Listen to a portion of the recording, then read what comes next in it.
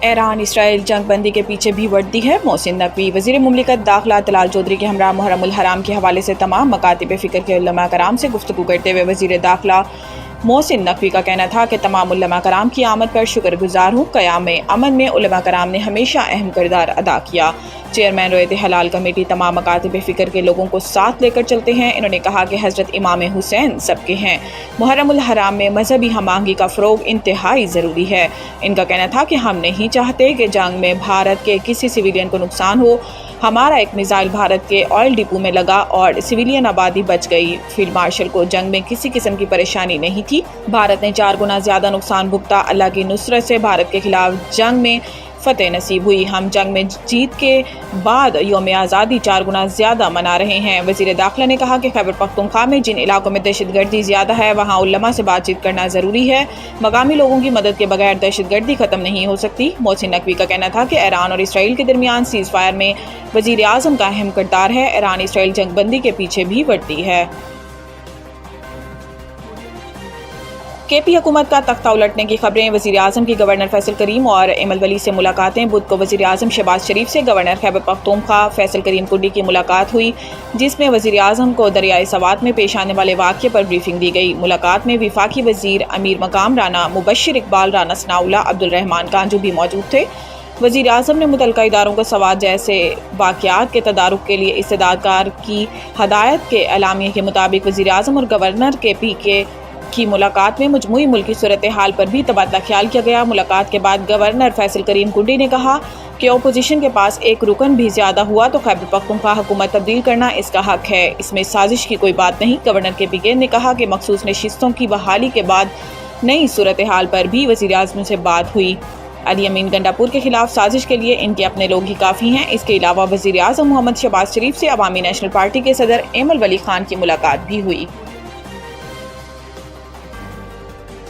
تنخواہ دار طبقہ ٹیکس دینے میں سب سے آگے، 545 ارب کا تاریخی ٹیکس ادا کیا۔ تفصیلات کے مطابق فیڈرل بورڈ آف ریونیو نے مالی سال 2024-25 کے دوران تنخواہ دار طبقے سے 545 ارب روپے کی تاریخی رقم انکم ٹیکس کی مد میں وصول کی۔ اس طرح وہ براہ راست ٹیکسوں کے لحاظ سے دیگر تمام شعبوں کے مقابلے میں سب سے زیادہ حصہ ڈالنے والے بن گئے ہیں۔ برآمد کنندگان نے صرف 180 ارب اور تاجروں نے 62 ارب روپے کی ادائیگی کی۔ صرف تنخواہ دار طبقے کی انکم ٹیکس میں شراکت برآمد کنندگان سے 300% اور سیاسی طور پر 62 تاجروں سے 500% زیادہ رہی۔ برآمد کنندگان نے ڈالرز میں آمدنی حاصل کرنے کے باوجود صرف 180 ارب روپے کا ٹیکس ادا کیا، جبکہ تاجروں نے، جو ہر سیاسی جماعت سے جڑے سمجھے جاتے ہیں، انکم ٹیکس آرڈیننس کی دفعہ 236 جی اور 236 ایچ کے تحت محض 62 ارب روپے کی ادائیگی کی۔ اعلیٰ حکام کے مطابق مجموعی طور پر تنخواہ دار طبقے نے گزشتہ مالی سال میں برآمد کنندگان اور تاجروں کی مشترکہ ادائیگی سے دوگنا زیادہ انکم ٹیکس ادا کیا۔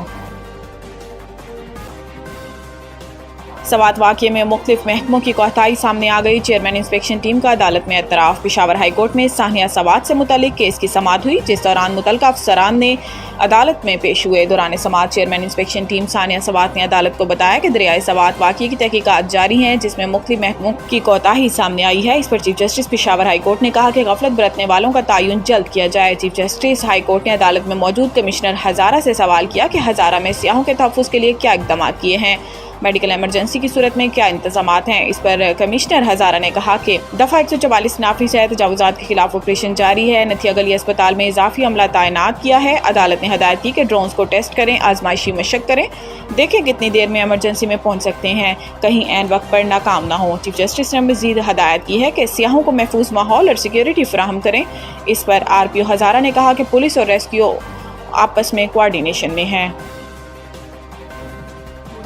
کراچی میں رواں ماہ بارش کے 2 سے 3 سپیل کی پیشن گوئی۔ کراچی میٹرولوجسٹ انجم نذیر نے رواں ماہ کی کراچی میں بارش کے 2 سے 3 سپیل کی پیشن گوئی کی ہے۔ انجم نذیر نے کہا کہ 9 سے 11 جولائی کے دوران کراچی میں ہلکی بارش ہو سکتی ہے۔ انہوں نے بتایا کہ جولائی کے وسط سے کراچی میں بارش کے 2 سے 3 سلسلے آ سکتے ہیں اور سندھ کے بھی کچھ علاقوں میں ہلکی بارش ہو سکتی ہے۔ میٹرولوجسٹ کے مطابق مونسون بارشیں اس وقت ملک کے بالائی علاقوں کو متاثر کر رہی ہیں۔ پنجاب کے بالائی اور شمال مشرقی علاقوں میں موسلا دھار بارش کا امکان ہے، جبکہ چراٹ میں 24 گھنٹے کے دوران 92 ملی میٹر بارش ریکارڈ کی گئی۔ اس وقت ملک میں کہیں بھی کلاؤڈ برسٹ کی صورتحال نہیں ہے۔ PSL 10 میں ویورشپ کا نیا ریکارڈ، تعداد اربوں تک پہنچ گئی۔ پاکستان سپر لیگ کی انتظامیہ پھر سے ایکشن میں آ گئی۔ CEO سلمان نصیر کی زیر قیادت اسٹیک ہولڈرز سے لاہور میں ملاقات کی، جس میں فرنچائز اسپانسرز اور کمرشل پارٹنرز شریک ہوئے۔ بورڈ نے PSL کی 10 سالہ ترقی کا ڈیٹا پیش کیا۔ 9ویں اور 10ویں ایڈیشن کے اعداد و شمار کا موازنہ بھی کیا گیا۔ اجلاس میں پیش کردہ شماریات کے مطابق پاکستان سپر لیگ روز بروز مقبولیت کی نئی بلندیوں کو چھو رہی ہے۔